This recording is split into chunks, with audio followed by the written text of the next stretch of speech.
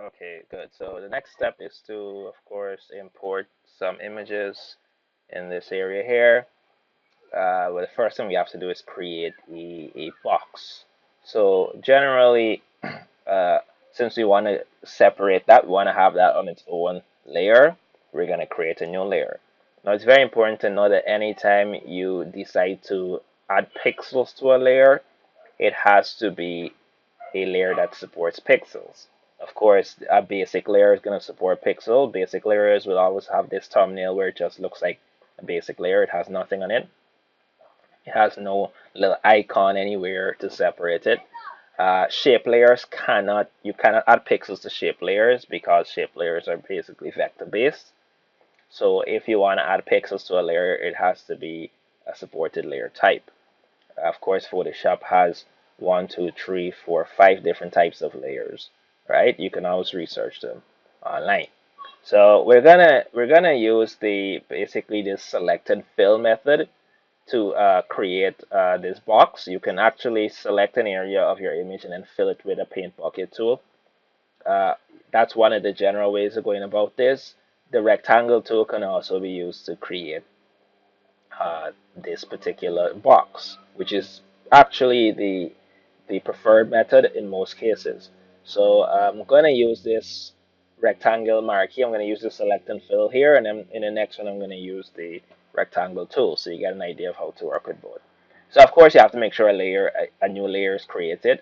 Always make sure that you separate your pixels by layers, and then you're going to marquee this area here, right? So it's inside the, should say, the, what's that, the third and the fourth guidelines, right? So you're gonna mark that area, and then you make sure layer one here, the new layer is selected, and then you're gonna have to fill it with white. Now the paint bucket tool, which is found on the tools panel, uh, it is of course used to paint areas using the foreground color. So you have to make sure that this color here is set to the color you want. Now, if you have your color swatch here, your color panel on here, then it's very easy to set it from here. You just have to click here and it's going to reset that to white and black. Uh, you can also, if you don't have this on, you can also click here and change the colors to, of course, C0, M0, Y0, K0, which is white. Once those colors are set back to white, you can fill here the selected area here with the paint bucket tool. So you make sure on your property bar up here, your options bar, you make sure that your opacity is at 100% and the mode is normal, and you make sure it's foreground set there. Tolerance isn't necessary, and of course you leave all the other effects, all the other commands, all the other options there as default. So you just left click in here and it's going to fill that area with the paint bucket with the white. So you have a white box there. Now once you're finished working, once you finish adding your color or whatever, once you're finished with that selected area, you need to deselect before moving on. Because what the selected area is going to basically become is your work area. Whichever area you decide to specify in your image with a selection, that area is going to be the area that your work is going to be constrained to, which means that if you try to do anything or add anything, it's going to be in that selected area. So it's very important to remember that before you move on, you always have to deselect because you're already finished with that selection, right? So we've got our box there. We're going to rename this layer. Now you can rename layers by double clicking on the name here. We're going to rename the layer white box 1. All right. So we have our layer there and it looks good.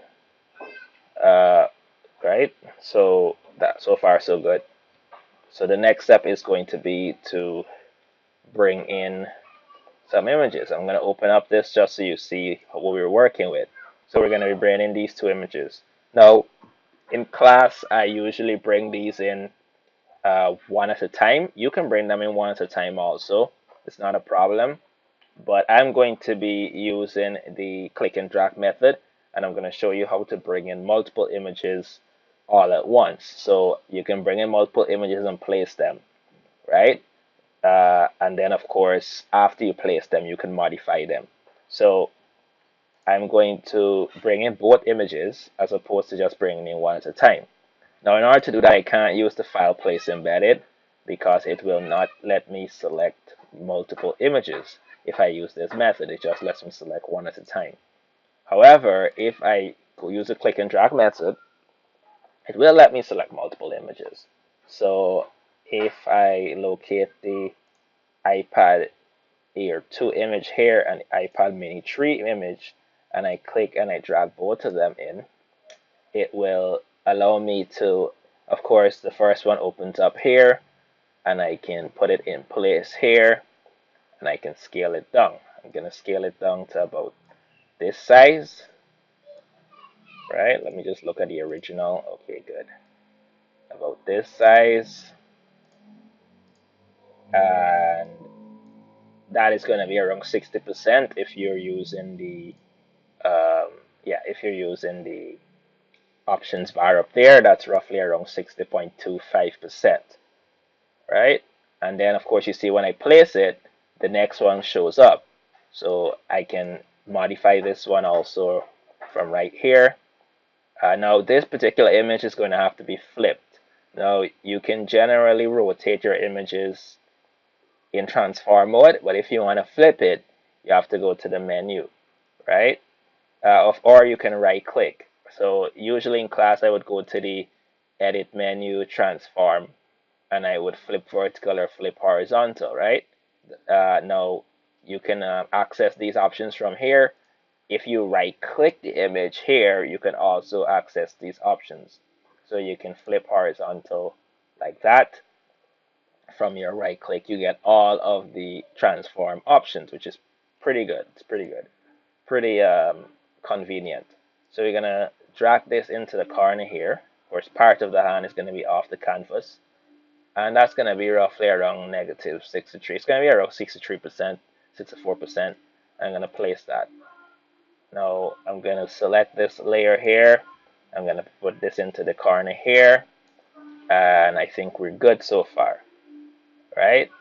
Now we're gonna use mask to hide these pixels. As you notice here, the pixels are basically in areas, there's some pixels in areas that we don't want.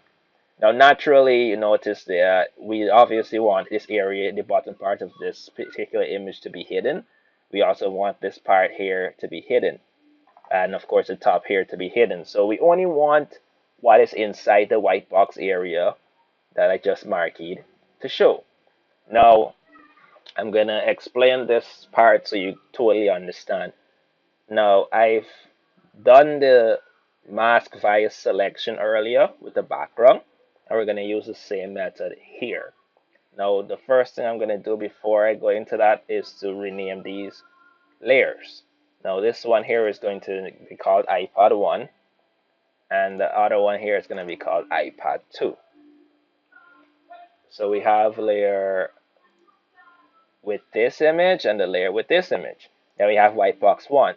Now there's a faster way that we can go about doing this, but I'm going to show you that later because I want to make sure that you understand or you have a good idea of how the select and mask works, right? So of course, before we create a mask on this iPad 1 layer, we have to select the area. Now you already know that the area is going to be the same size as the white box, so we can mark the area like this, right? So that is the selected area. Now, what does this selection have in common with the white box? Well, for starters, it's the same size.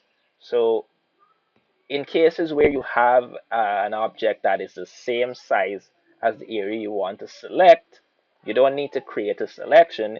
You can easily select that area by holding down the control key and hovering to your layer thumbnail here and left clicking on the thumbnail. That is going to create a selection around the boundaries of the pixels on that layer. So we have created a selection based on the pixels on the white box 1 layer, and now we can add our layer mask. Now I have iPad 1 selected, so all I have to do is the second step, which is to create a layer mask, I can left click here, and just like that, it has only shown the area or revealed the area that we selected. You'll notice now on the layer panel here, we have our layer mask by itself and we have our image by itself. And of course, you can unlink these two and edit them separately, right? You should already know how to do that, right? So in any event where you might want to move or change the size of your image inside the layer, inside the mask area, you can do so, right? I'm going to link that back. Now, iPad 2 here also needs a layer mask. Now, in class, I would usually go about the same process again, which is to control and left click on this white box one thumbnail to get the selection like this and then apply the layer mask. So I can apply a layer mask here and it works. It's fine. However, I'm going to undo this. So I'm going to go to edit, undo. I'm going to deselect. I'm going to show you another thing that you can do. So this layer mask here on iPad 1 is essentially the same layer mask we want to add to iPad 2, right? It's the same size, it's the same area. So what you can do instead is you can copy this layer mask to iPad 2.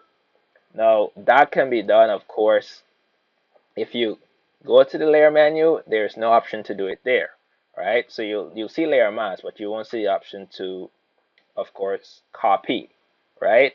You won't see the option there, right? However, you can go about copying this and dragging it to the iPad 2 in your layer panel by holding down the Alt key.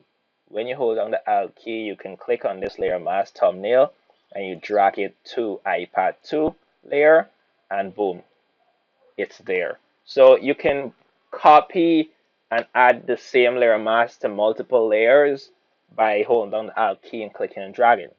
Note that we could have also grouped these two layers together and applied the layer mask to the group. So yeah, there's a lot of different ways that we could have done this, right? But I wanted to show you how to do it separately.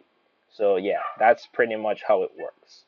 So we have completed this particular area so far. We have our two images, we have a white box, and now we're going to group them together.